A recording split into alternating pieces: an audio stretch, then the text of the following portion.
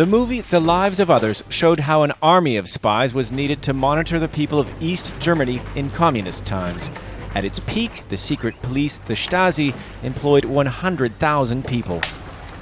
Now all it takes is a couple of hundred lines of computer code in a program called a Trojan to do the work. Using the Trojan, the government can access essentially everything on the computer, everything you type, everything that's on the screen. Members of Germany's Chaos Computer Club found such a Trojan running quietly in the background on the hard drives of two suspects arrested by German police. One was jailed for selling steroids, the other for selling children's clothing.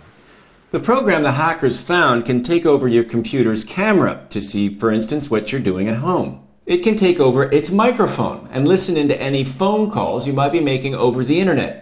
And it can take a picture of your computer screen, a screenshot, every 30 seconds. But there's a problem. The law only allows police to listen in on internet phone calls. They're not allowed to access anything else on the computer, like the contents of the screen, the files on the hard disk, the contents of the webcam, what you say into your microphone. They're not communicating. And all that would have been possible with a Trojan. But the Federal Interior Minister told journalists there was no police state in the making, and the government would look again at what software it used. Meanwhile, listening in to internet phone conversations would continue. Now that we have new forms of communication, he said, we have to enable our authorities to monitor that kind of communication.